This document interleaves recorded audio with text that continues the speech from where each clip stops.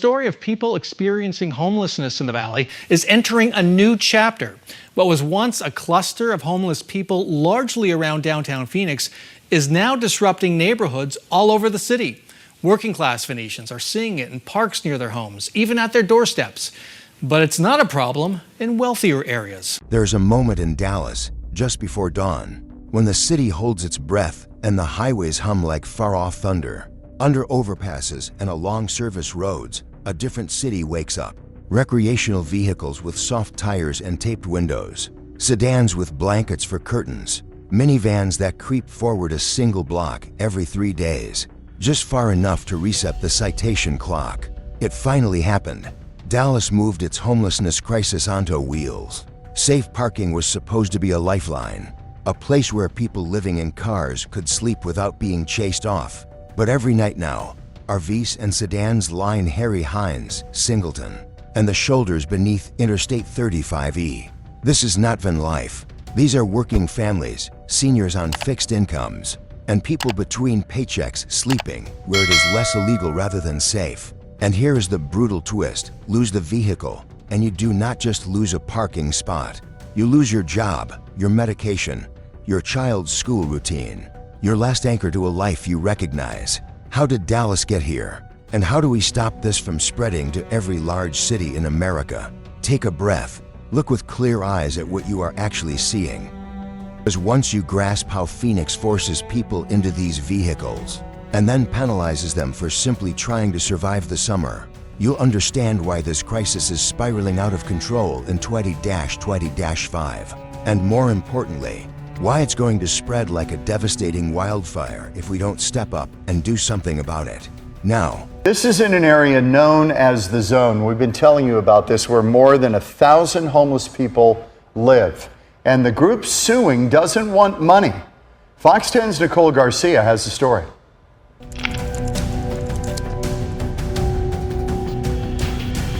Drive Harry Hines past Mockingbird, roll along Singleton near Hampton, duck under Interstate 35E by Stemmons. You will spot them, RVs braced with cinder blocks on industrial side streets, conversion vans with quilts for curtains, a Ford or sedan that inches forward every 72 hours, exactly, as if following an invisible metronome set by municipal code.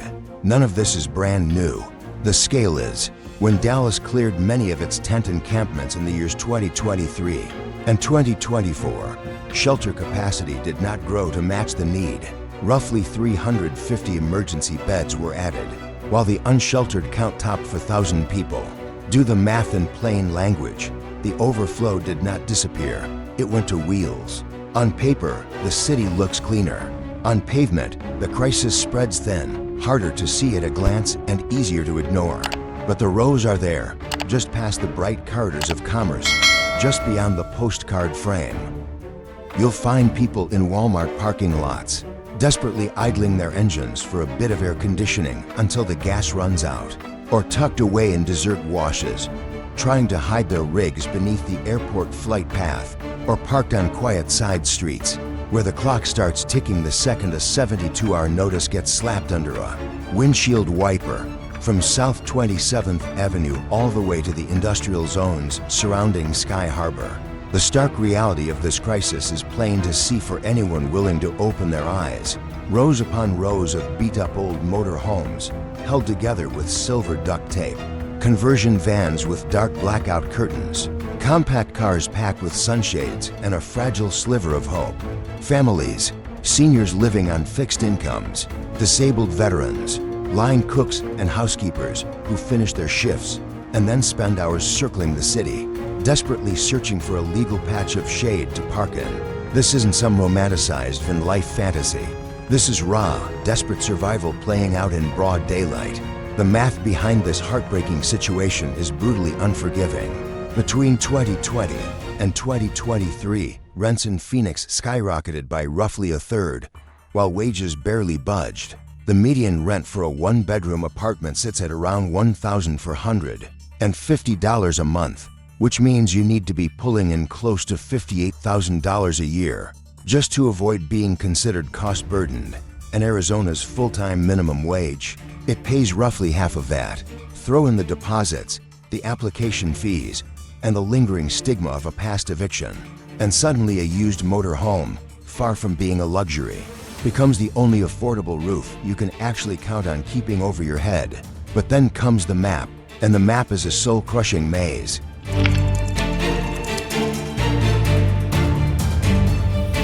Precision protects people. Let us be precise. This is vehicular homelessness. It is not a social media road trip. It is not remote workers in brand new sprinters. These are aging RVs and tired cars that became the only legalish homes left.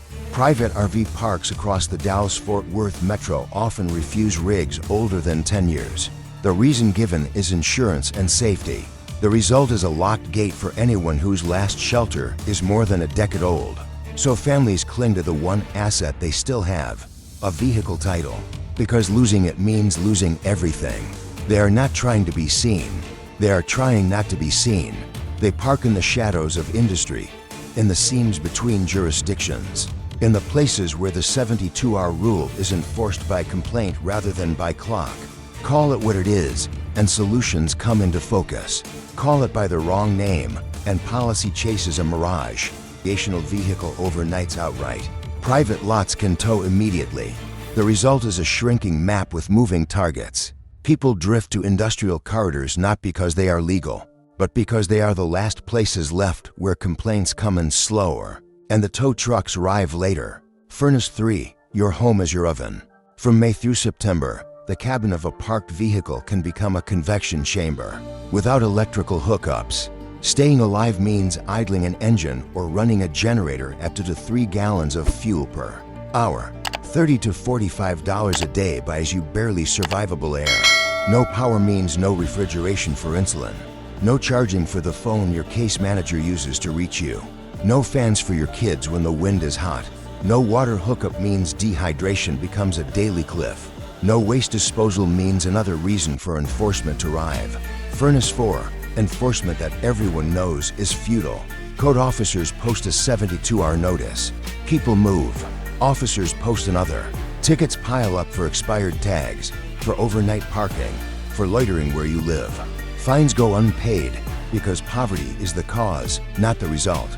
Tow an older rig and the owner loses everything: tools, medicine, identification, uniforms, the last photographs of a life that used to fit in an apartment. In a summer that can kill, a tow truck becomes an eviction and a health emergency in one. Furnace 5, capacity that was built for yesterday. The Valley maintains a few thousand shelter beds for many more thousands of unsheltered people, and very few programs designed specifically for households living in vehicles. Safe parking pilots exist, but with a few dozen spaces against a need measured in thousands. Cooling centers open in the day and shutter at night precisely. When vehicles remain hot boxes on radiant asphalt, some centers turn away people because they have shelter, as if a metal oven on wheels qualifies. Turn all 5 furnaces too high, and a city overheats, which is how a heat wave becomes a policy failure with a body count.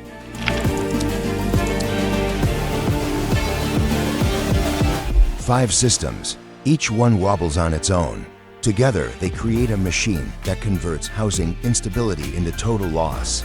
We will count backward, the way people live it. Everything looks survivable until suddenly it is not. Domino 5, the rent trap. Median rent for a 1-bedroom in Dallas County in January of 2025 hovers around $1,470 per month. Texas minimum wage is $7.25 per hour. Full-time at that rate is $15,080 a year before taxes. After taxes, it is closer to $13,000. Rent alone is roughly $17,640 a year. You cannot spreadsheet your way out of that, even at $15 per hour, which many essential workers still do not make. Take-home lands near $26,000. Rent eats nearly 7/10 of that before you pay a single utility. Buy a single bag of groceries, insure your car, or cover one surprise medical bill. Eviction filings in 2024 climbed past 31,000, about 85 per day. Most people do not fight in court. They just leave. If they are lucky, they still have a car or an older RV. That is Domino 5. The structural rent gap pushes the overflow into vehicles. Domino 4. The park lockout. Across the metro, most private RV parks enforce a 10-year vehicle age rule. Insurance and safety are the reasons. The impact is simple. You are shut out. Tourist-oriented parks charge $60 to $90 per night. That is $1,800 to $2,700 per month, often more than the apartment you just lost. Monthly rates exist in a few places for a few people, but the age rule slams the door long before cost enters the conversation. So you do not go to parks. You park on city streets. It is free and the clock starts. Domino 3. The citation cascade. Dallas Code.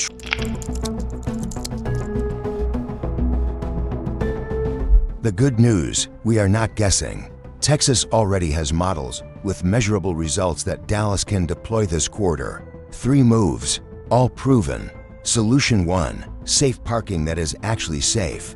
Designate a lot, church property, a closed school, city-owned land near transit. Add portable toilets, hand wash stations, weekly trash service, lighting, basic security, and a dedicated case manager. Give people a legal place to sleep so they can stabilize and connect to services. Austin and San Antonio have shown that operating costs land. The good news, we are not guessing. Texas already has models with measurable results that Dallas can deploy this quarter. 3 moves, all proven. Solution 1, safe parking that is actually safe. Designate a lot, church property, a closed school, city-owned land near transit. Add portable toilets, hand wash stations, weekly trash service, lighting, basic security, and a dedicated case manager. Give people a legal place to sleep so they can stabilize and connect to services. Austin and San Antonio have shown that operating costs land near $8 per vehicle per night, roughly $240 per month per household. Compare that to an emergency shelter bed approaching $190 per night, about $5,700 per month. Outcomes from well-run lots. Roughly 2/3 of participants move to permanent housing within 9 months. Safe parking is not a finish line. It is a springboard. You cannot hold a job, replace documents, or attend appointments when you move every 3 days under threat of a tow. Solution 2, mobile vehicle triage. Bring services to the places where vehicles cluster. A pop-up team can deliver showers and cooling during heat advisories. Run a staff table for birth certificates, social security cards, and Texas ID applications. Provide a program-linked mailing address so The good news, we are not guessing. Texas already has models with measurable results that Dallas can deploy this quarter. 3 moves, all proven. Solution 1, safe parking that is actually safe. Designate a lot, church property, a closed school, city-owned land near transit. Add portable toilets, hand wash stations, weekly trash service, lighting, basic security, and a dedicated case manager. Give people a legal place to sleep so they can stabilize and connect to services. Austin and San are reachable. All 3 pillars have been tested in cities that bake every summer. The missing ingredient in Phoenix is not a new idea. It is scale and speed.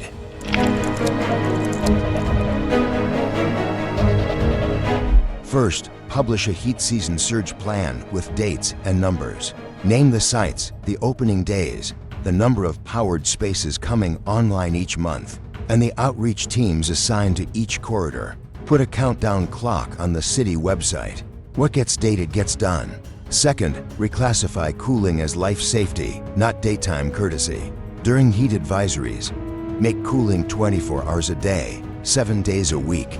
Admit people regardless of vehicle ownership. A baking car is not shelter. Extend hours through the first cooling nights of fall because asphalt radiates heat long after the sun sets in September. Third, swap aesthetic bands for safety standards citywide. Direct every public or master leased lot to admit vehicles that pass a simple safety checklist. Offer microgrants to fix the most common failures: leaking propane, bald tires, dead batteries, because the cheapest repairs prevent the costliest disasters. Fourth, designate legal corridors with utilities where people already park. Choose the industrial belts where vehicles concentrate and install electrical pedestals, water, and waste stations portable now, permanent by spring. Managed space with services beats unmanaged churn at any price point. Fifth, build a regional compact with shared rules and shared capacity. People move between Phoenix, Tempe, Mesa, and Glendale based on who is sweeping this week. A county-wide compact sets consistent standards for notices, storage of belongings, cooling access, and placement offers. Share data, so progress in one city is not undone 3 miles away. Add one more lever that cuts across them all. Track what matters.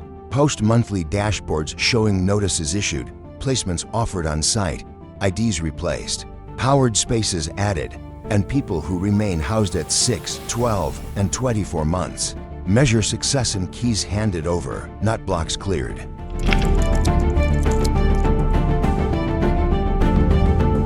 If you are living in a vehicle in Phoenix right now, you deserve straight directions and a voice that does not judge. The city's pilot safe parking program accepts applications by phone through the Human Services Department at 202-262-7-0-8-6. Ask for safe parking intake. Cooling center locations during heat warnings are listed at phoenix.gov/heat. If you cannot get online, dial 311 from a Phoenix line and request the nearest 24-hour site. If you have tickets or a tow notice, Community Legal Services can help at 602-258-3434. Say you are calling about parking and vehicle dwelling citations. If anyone shows signs of heat stroke confusion, hot dry skin, fainting, call 911 immediately. Pour cool water on wrists, neck, and armpits while you wait. Shade saves lives. If you are a neighbor who wants to help, make your actions count. Tell your council member you want powered safe parking lots funded before the next heat season. Public comment. Signup lives at phoenix.gov/council.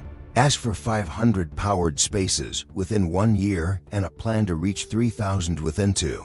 Support groups doing the hard work on the pavement: St. Vincent de Paul, Central Arizona Shelter Services, and mobile outreach collaboratives. Water, cooling packs, battery banks, and bus passes go farther than you think. If you own or manage property with underused parking, ask the city about master lease participation. Liability can be covered by contract. Stability can be built from asphalt. If you employ essential workers who are sleeping in vehicles to keep their job, you can be the difference. Offer on-site overnight parking with access to outlets and bathrooms when feasible. Post schedules 2 weeks ahead so people can plan fuel and cooling. Provide direct deposit and predictable hours. Stability pays you back in attendance and morale.